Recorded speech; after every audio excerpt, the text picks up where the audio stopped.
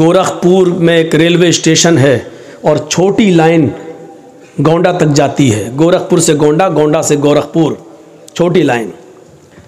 गोरखपुर से एक ट्रेन चल रही है और उसको बढ़नी क्रॉस करके, तुलसीपुर क्रॉस करके बलरामपुर स्टेशन पर रुकना है। राप्ती नदी को क्रॉस कर चुकी है। ट्रेन का ड्राइवर मुसलमान है, गालिबन उसका नाम मुश्ताक है। सन 1951 1951 की बात कर रहा हूं। उसने देखा कि राप्ती नदी को क्रॉस करने के बाद कोयले वाला इंजन होता था उस जमाने में। गाड़ी चल रही है, ट्रेन चल रही है, लेकिन उस तरफ से एक लड़की भागते हुए आ रही है और वो ट्रेन की पटरी के, ट्रेन के सामने आकर खुदकुशी करना चाहती है, मरना चाहती है। ट्रेन के ड्राइवर ने अपनी ताकत के मुताबिक ब्रेक लगाना शुरू किए और उसने ब्रेक लगाए, हैवी ब्रेक लगाए। फिर भी ब्रेक लगाते लगाते इतनी हैवी ब्रेक नहीं लगा सकता था कि ट्रेन पटरी के नीचे से उतर जाए। ब्रेक लगाया, हैवी ब्रेक लगाए, लेकिन ट्रेन रुकती है जहां रुकती है उसके और जो लड़की लेटी हुई थी ट्रेन की पटरी के नीचे, उसके बीच एक बालिश्त का फासला रह गया। एक बालिश्त और अगर ट्रेन आगे बढ़ जाती तो लड़की मर जाती। ट्रेन का ड्राइवर जल्दी से इंजन से उतरता है, सवारी भी उतरती है, चलो लड़की को बच गई, उसको निकालें। लेकिन ट्रेन का ड्राइवर जब नीचे उतरता है, पटरी के करीब जाता है, लड़की को झिंझोड़ता है, उठाता है, तो क्या देखता है कि लड़की मरी हुई है। ट्रेन चढ़ी नहीं है उसके ऊपर, लेकिन ट्रेन के चढ़ जाने के खौफ से पहले ही, ट्रेन के चढ़ने के से पहले ही हरकत कल्ब उसकी बंद हो चुकी है, उसके दिल की धड़कनें बंद हो चुकी हैं। ट्रेन के ड्राइवर से मीडिया वाले इंटरव्यू लेते हैं। उस जमाने की जो मीडिया थी, प्रिंट मीडिया, अखबार वाली, उसने कहा कि मेरी सर्विस इस ट्रेन की लाइन में 20 साल हो चुकी है। मैं 20 साल से सर्विस कर रहा हूं इस ट्रेन के अंदर।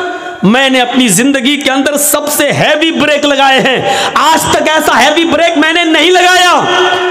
मैंने इस लड़की को बचाने के लिए पूरी कोशिश की, यहां तक कि मैं ब्रेक लगाने में कामयाब भी हो गया। इस लड़की पर ट्रेन न चढ़े, मैं कामयाब भी हो गया। लेकिन आज मुझे यकीन हो गया कि मौत और जिंदगी का मालिक कोई ट्रेन ड्राइवर नहीं है, बल्कि किसी की मौत और किसी की जिंदगी का मालिक तो अल्लाह रब्बुल आलमीन है। जब इस लड़की को मौत के घाट उतारना ही था, वो ट्रेन से मरना चाहती थी, लेकिन अल्लाह ने उसको ट्रेन से कटने से बचाकर उसको हार्ट अटैक से मार डाला। उसकी हरकतें कल्ब बंद हो जाती है और दिल की धड़कन बंद हो जाती है। तो मेरे प्यारे साथियों, यहां से आप अंदाजा लगाइए कि आप किसी को मारना चाह रहे हैं तो आप नहीं मार रहे हैं, उसका वक्त आ गया है। आप किसी को बचाना चाह रहे हैं, डॉक्टर लाख कोशिशें करने के बाद भी, बचाने के बाद भी, वेंटिलेटर पर रखने के बाद भी, ऑक्सीजन देने के बाद भी किसी की जान नहीं बचा पाता है, क्योंकि उसकी मौत का वक्त आ जाता है। क्योंकि ये निज़ाम हमारा और आपके हाथ में नहीं है,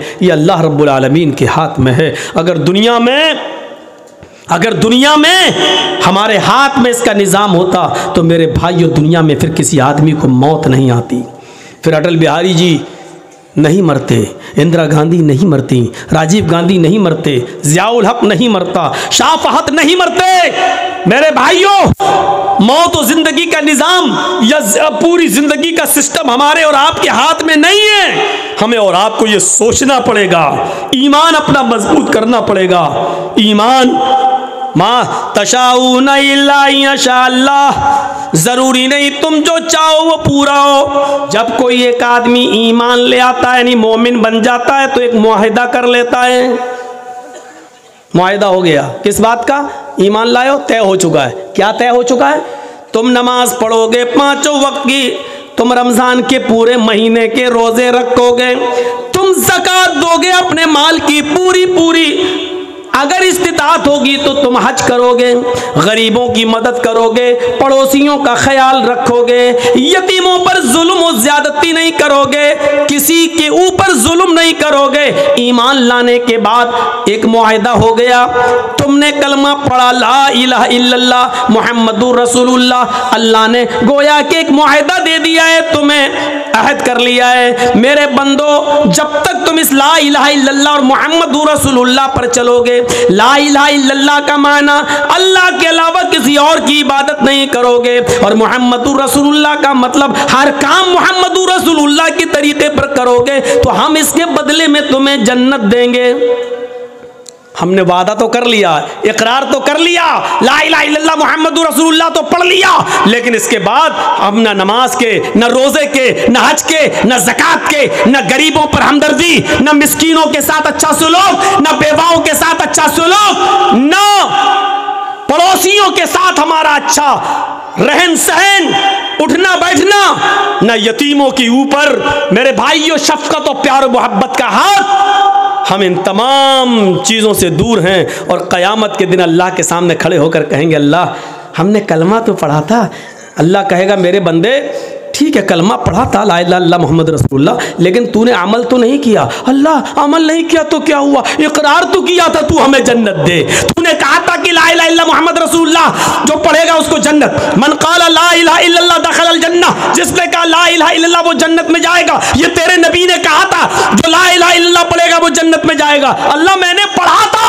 अल्लाह कहेगा, मेरे बंदे मेरा भी तो एक वादा था कि तू ये अमल करेगा तो जन्नत में दूंगा, तूने सिर्फ मेरा वादा तो मान लिया लेकिन उसके मुताबिक तूने अमल नहीं किया। मेरे भाइयों, जब तुम अपने मोहल्ले में, अपने समाज में, अपनी सोसाइटी में बगैर काम किए हुए किसी को मेहनत उसकी मजदूरी नहीं दे सकते हो, तो अल्लाह रब्बुल आलमीन बगैर अमल किए हुए हमें जन्नत कैसे दे देगा। जर्जी साहब मिसाल तो बड़ी अच्छी दे रहे हो, लेकिन अमल कौन करेगा? अमल इतना मुश्किल है। नहीं, ये आपकी खाम ख्याली है कि मुश्किल है। मुश्किल है। अगर इंसान करने पे आ जाए तो सब कुछ कर सकता है। साहब सुबह फजर की नमाज में ठंड में कैसे उठेंगे?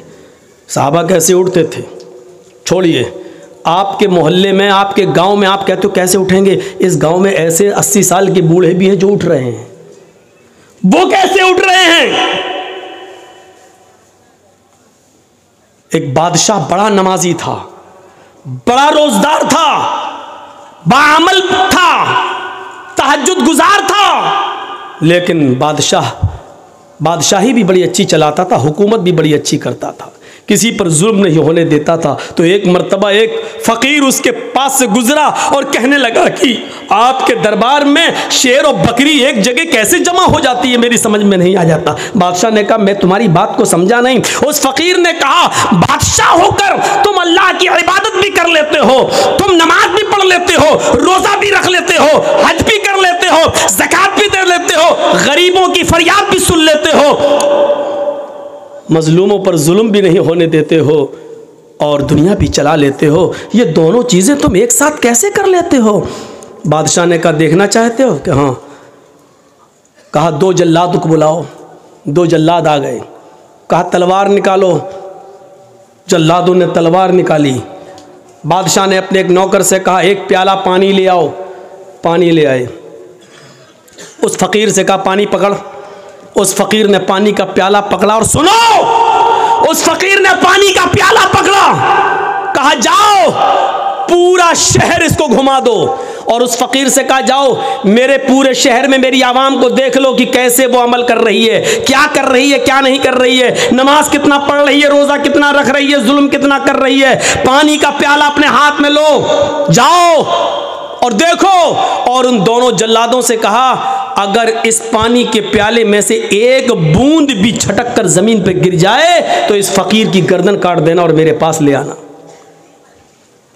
फ़कीर कहता, कम बखत, मैंने तो पूछा था कि कैसे, इसने तो मुझे मुसीबत में डाल दिया।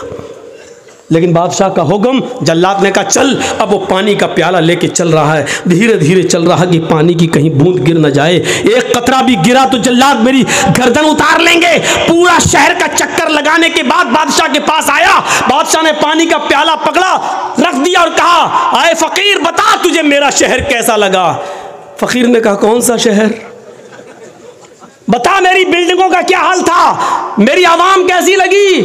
कहा बादशाह सलामत, आपने मुझे इस लायक ही कहाँ छोड़ा था कि मैं आपकी आवाम देख सकूं, आपकी बिल्डिंग देख सकूं, आपके इमारतें देख सकूं, आपकी रियाया का मुआयना कर सकूं।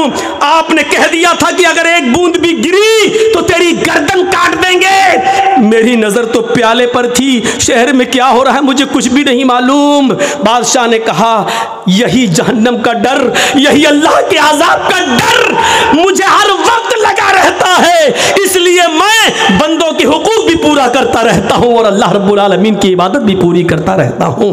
अल्लाह की इबादत में भी कमी नहीं होने देता हूं और मैं अपनी रियाया के साथ भी कभी जुल्म नहीं होने देता हूं, क्योंकि मुझे जहन्नम का नक्शा, जहन्नम का खौफ, अज़ाब कब्र का डर मुझे हर वक्त लगा रहता है। मेरे प्यारे साथियों, एक नौजवान जब ये तसव्वुर कर ले कि हम शराब की बोतल पी रहे हैं इसका अजाब कितना है, हम जो जुआ खेल रहे हैं इसका अजाब कितना है, कलिया चक्की सड़कों पर बिकने वाली लॉटरी उसकी पर्चियां हम खरीद रहे हैं इसका अजाब कितना है, अगर ये तसव्वुर वो अपने दिमाग में कर ले कि इसका हिसाब हमें अल्लाह के यहां देना होगा, तो मेरे भाइयों फिर उसका दिमाग कभी इन चीजों के अंदर नहीं लगेगा।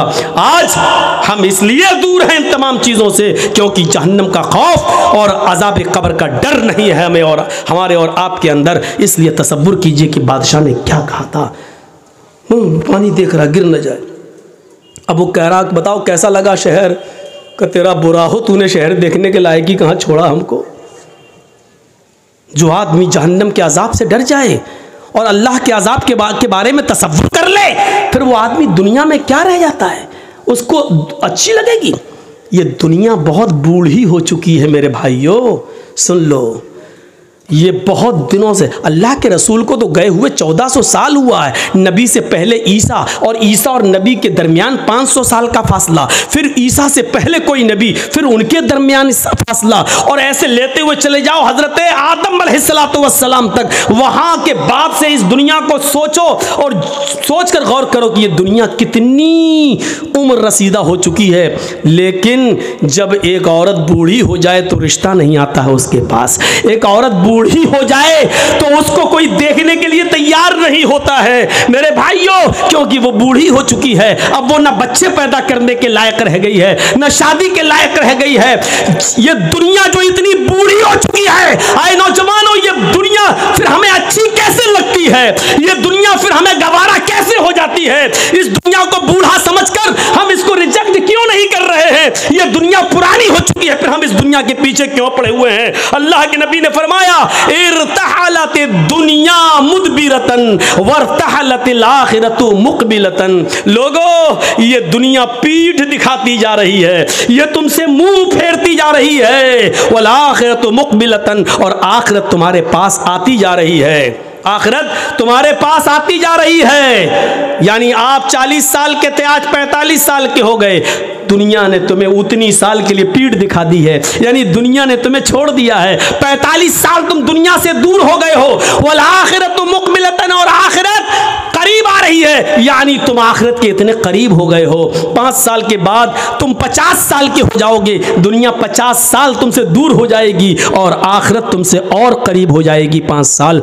तो क्या कहा, इरतहलत दुनिया मुदबिरतन, दुनिया पीठ दिखा रही है, दुनिया तुम्हें पीठ दिखाकर पीछे की तरफ भाग रही है, तुम्हें अकेला छोड़ती हुई जा रही है। वल आखिरतु मुकबिलतन, और आखिरत तुम्हारे करीब आती जा रही है। और इन दोनों में से हर एक की औलाद है, और इन दोनों में से हर एक की औलाद है, यानी दुनिया के भी बेटे हैं और आखिरत के भी बेटे हैं। दुनिया के भी बेटे हैं और आखिरत के भी बेटे हैं। कूनू अपना अल आखिरा वला तकूनू अपना दुनिया। वो लोगों आखिरत की औलाद बनो, दुनिया की औलाद नहीं। लोगों आखिरत के बेटे बनो, दुनिया के बेटे नहीं। लोगों आखिरत की औलाद बनो, दुनिया की नहीं। ये वो दुनिया है, वो दुनिया जिसका तुम बेटा बनना चाहे तो ये बाप तुम्हें छोड़ देगा, लेकिन आखिरत ऐसा बाप है तुम्हारा जो तुम्हें हर हाल में लेकर रहेगा। लेकिन वहां आमाल चलेंगे, वहां ये नहीं देखा जाएगा कि तुम ओरिजिनल में किसके बेटे थे। यही बात तो अल्लाह के नबी जनाब मोहम्मद रसूलुल्लाह सल्लल्लाहु अलैहि वसल्लम ने कही थी, आए मेरी बेटी फातिमा दुनिया में जो चाहे मुझसे मांग ले, दुनिया में जो चाहे मुझसे ले ले।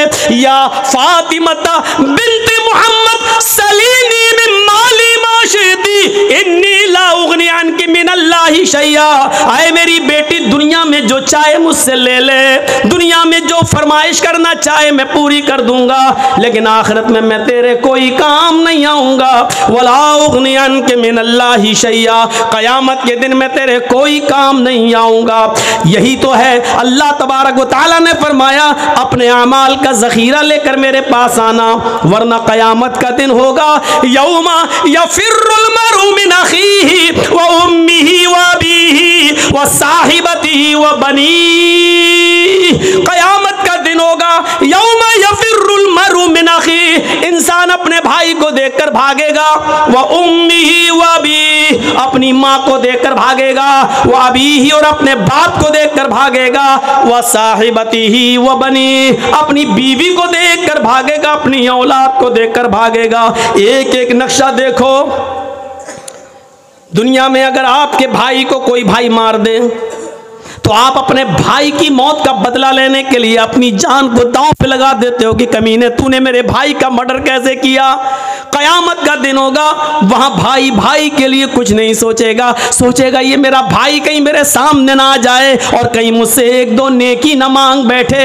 यौमा यफिर्रुल मरउ मिन अखीही, कहीं मुझसे मेरा ये भाई एक नेकी का सवाल न कर बैठे, इसलिए भाई से भाई भागेगा।